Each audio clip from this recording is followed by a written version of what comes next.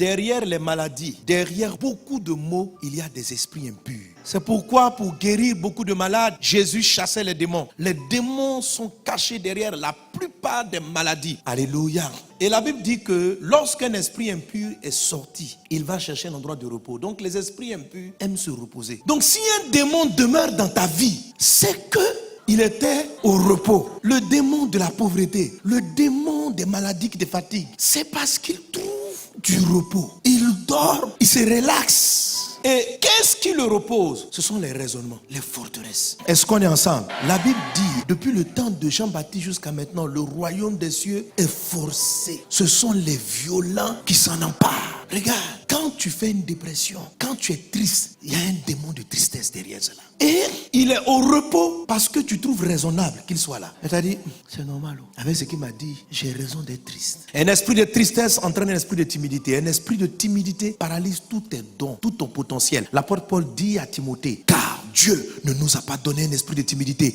mais un esprit de force. Tout ce qui n'est pas la force, toute personne qui manque de courage, qui manque d'audace, qui a des idées qui ne les exprime pas, qui a des dons qui ne les exprime pas, ça n'a pu ne pas être une possession où les démons t'agitent, mais il y a un démon qui trouve du repos dans un système de pensée où tu justifies ton caractère timide. L'esprit de timidité est un esprit muet. Un esprit muet, quand le temps arrive de déclarer ce que tu vas déclarer, tu ne vas pas déclarer. Quand le temps arrive de parler la parole de la foi, tu ne parleras pas la parole de la foi. Tu seras toujours paralysé et il va t'empêcher de manifester les choses que Dieu t'a données. Est-ce qu'on est ensemble? Tu dois te révolter. Je suis en train de te dire que quand une maladie est dans ton corps, la Bible dit par ses meurtrissures nous avons été guéris. Tu ne dois pas donner du repos à la maladie en étant là, c'est ma maladie. Quand tu dis c'est ma maladie, ça veut dire quoi c'est ma maladie? Parce qu'il n'y a aucune maladie dans le Christ. Dieu ne t'empêche. Donc Dieu peut pas aider la maladie. Mais dès l'instant où tu finis par lui trouver une excuse, ça s'appelle un raisonnement. Un démon trouve du repos lorsqu'il arrive à exprimer sa nature sans que personne ne lui dise que c'est pas bon. Lorsqu'un homme est méchant et puis il estime qu'il a le droit d'être méchant, le démon trouve du repos parce qu'il est là pour être méchant. L'esprit de la calomnie trouve du repos chaque fois que tu es en train de commérer, de faire des commérages sur des personnes. Tu dois te révolter contre tout ce qui est contraire à la parole de Dieu. Alléluia. Le combat spirituel ne doit pas être fait selon la chair.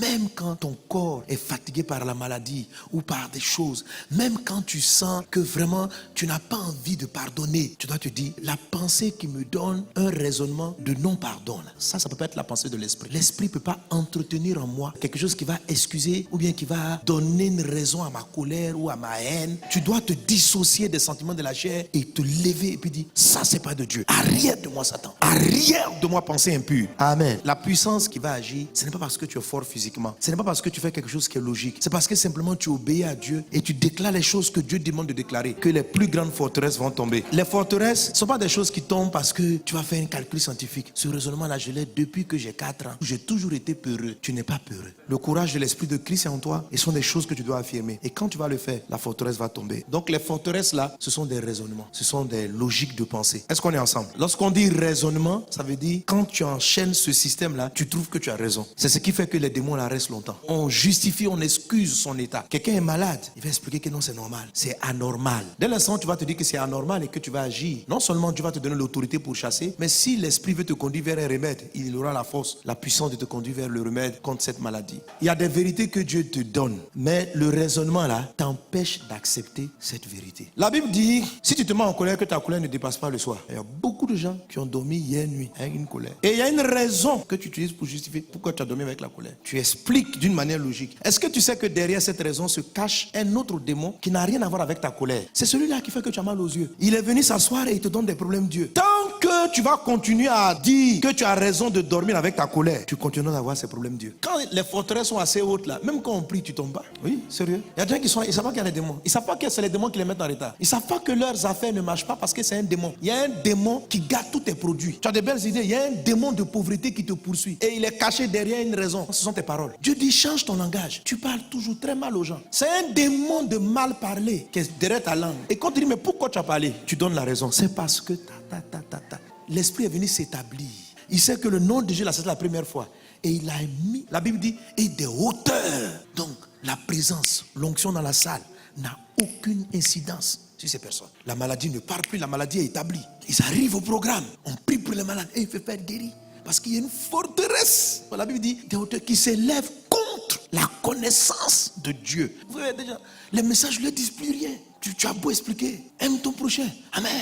Yes, parce que tu as raison. Mais ils ont vraiment l'impression que ça ne les concerne pas. Ils sont vraiment convaincus que ça concerne le voisin. C'est-à-dire, il ne se rend même pas compte que Dieu est en train de lui parler. Il y a un mur qui s'élève contre tout ce que Dieu dit. Et derrière ça, des mondes de pauvreté, des mondes de maladie. Elle ne sait pas, il a un diabète, hypertension qui ne finit pas. Jésus guérit. C'est ce que Jésus est en train d'expliquer. Il dit, si le Fils de l'homme vous a franchi, vous serez réellement libre. En fait, on en vient à se poser la question, est-ce que la liberté de Jésus est réelle? Mais en fait, elle est réelle, c'est parce qu'on ne peut pas accepter toute la Bible. C'est parce que quand les esprits partent, les trucs, c'est qu'ils sont revenus après. Donc, le début de la vraie vie chrétienne du frère, là, ces 3 premières années, les démons étaient dehors. Mais au temps de la réclamation, ça veut dire au moment où l'esprit qui est parti dans les lieux arides, il s'est promené. La réclamation, c'est quand il revient. Il observe. Il voit quelqu'un qui ne prie pas. Il voit quelqu'un qui n'accepte pas la parole de Dieu. Il voit quelqu'un qui est un peu léger. Une maison vide. Et puis elle est ornée. Il dit yes. Mais ce gars-là est dangereux. Toujours, il fréquente les églises. Il est toujours au nom de prière. Ça, je ne dois pas rentrer encore moi seul. Je vais faire un plan. Et il repart. Quand il trouve un démon de son même niveau, il dit non, pas toi. Un démon inférieur à lui, pas toi. Il va chercher le costaud. Il dit, toi là, tu as quoi? Moi, je m'appelle diabète degré temps. Toi, moi, c'est myopie. Et toi, je m'appelle pauvreté excessive, galère. Et toi, destruction d'entreprises et de projets. Et toi, jusqu'à 7. Les gars, venez. Et ils s'en vont. Et ils rentrent. Et ils s'installent dans une maison. Les murs de la maison, là, est-ce que la Bible appelle les forteresses? C'est constitué de quoi?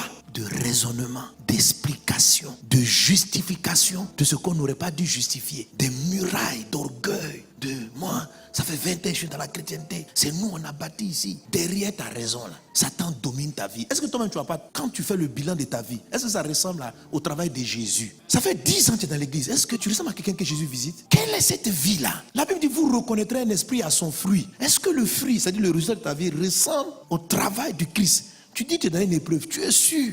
Alors, la révolte là, c'est nous révolter contre des systèmes de pensée qui justifient les mauvais fruits de nos vies, qui justifient nos colères, qui justifient pourquoi tu déprimes. Qu'est-ce que tu donnes comme raison valable à la pauvreté? Non, mes affaires ne marchent pas parce que mon papa ne m'a pas aidé, mon oncle. Tu es fâché contre ton oncle. C'est ça ta raison de pauvreté. Le démon est caché derrière ça. Que oui, j'avais commencé une affaire avec un tel et il m'a escroqué. Et depuis là, tu lui en veux. Donc cette raison-là, c'est suffisant. Et il se cache derrière en te faisant demeurer dans la pauvreté. Il faut continuer à raisonner. Tu dois être capable de dire non, ma vie ne dépend pas de ce monsieur. Ma vie dépend de Christ. Qu'il ait pris mon argent ou pas, j'ai fait une erreur. J'ai demandé à Dieu pardon, mais je dois avancer. Je refuse. Il faut que tu avances. Amen.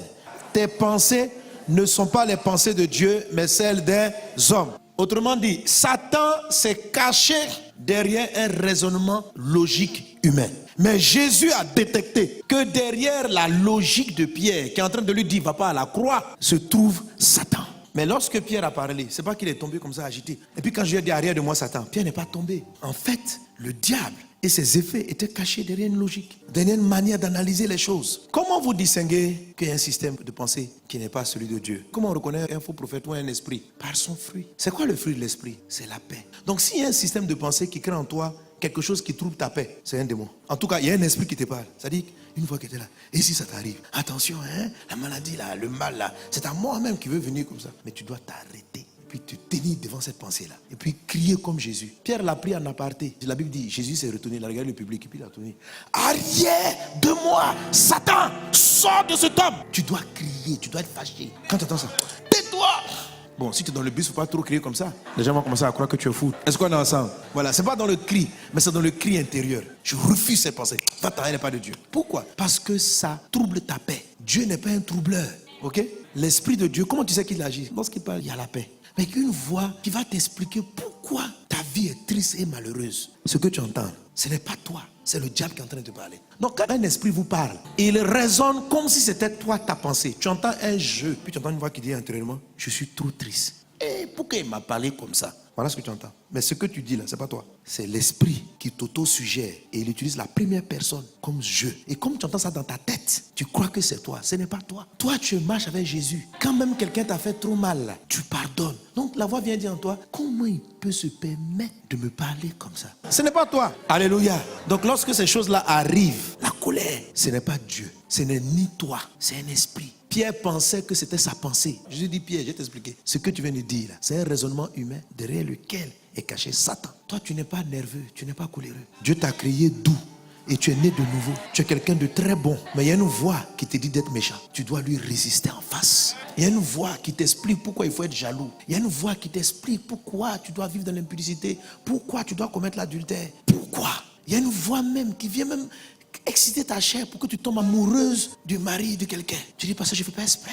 Je l'aime. Tu ne l'aimes pas. C'est un démon qui est posé et qui manifeste un attrait. Et c'est derrière une forteresse. Des démons qui bâtissent de grandes forteresses. L'esprit d'homosexualité. Il a des forteresses terribles. J'ai rencontré un frère. C'était une femme, voilà, qui est devenue un homme. Depuis qu'il était enfant, il entendait une voix. Et le démon a commencé à travailler. Qui lui disait en lui, en fait, tu n'es pas une femme. Tu es un homme. Et le démon a commencé à le mettre mal à l'aise dans son corps. Le démon lui explique que son corps, c'était une erreur de la nature de le fabriquer femme. Famille chrétienne. Il a lu des livres, il a bâti un système de pensée. Et en tant qu'homme, elle ou il s'est marié. Et nous, on priait ensemble. Et puis, il était dans une église réveillé. Mais personne ne savait. Donc, on prie, on appelle l'onction. Lui aussi, il prie, il va au croisade, tout ça. Pendant des années. Parce que plus tard, il s'est donné à Jésus. Mais pour lui, c'était normal. Et puis, Dieu a commencé à parler à certains pasteurs, faire des flashs. Plus tard, un jour, il a dû venir confesser. Il a reconnu. Mais au début, il s'est dit, c'est parce que vous ne comprenez pas. Mais vous savez, tant que la forteresse était là, on n'arrivait même pas à toucher le démon qui lui avait parlé. Et quand il a commencé à admettre que Dieu ne se trompe pas, s'il t'a créé femme, il t'a créé une femme. Et un homme ne couche pas à un homme. Ce sont des démons dans l'air qui créent ce genre de sentiments, de pensée. Et quand il a admis, il s'est répandu. Les démons commencent à se manifester. Malgré toutes les réunions de prière qu'il faisait auparavant, la forteresse cachait ces démons. Mais lorsqu'elle a été brisée, il a été délivré. Il est reparti à l'hôpital. Il est redevenu femme. Et Jésus l'a délivré. Alléluia. Alors, je veux que tu chasses dans le nom de Jésus tout ce qui a pu entrer dans ta vie. Je ne sais pas quel est le raisonnement. Pendant que je parlais, le Saint-Esprit a dû toucher un type de raisonnement qui bloque certaines choses dans ta vie. Tu dois agresser ce raisonnement. Tu dois dire, ce n'est pas de Dieu. Je te repousse, je te résiste, je te brise. C'est toi qui peux briser la forteresse. Alors, tous ces esprits de misère, de pauvreté, de célibat qui s'étaient abrités derrière ces forteresses seront exposés à la puissance du Saint-Esprit et ils sortiront à la puissance du Saint-Esprit. Et tu seras délivré de cette maladie qui n'en finit pas. Délivré de cette misère qui ne finit pas. Délivré de ces œuvres ténébreuses qui n'en finissent pas. Rekata rabababa shota rababros.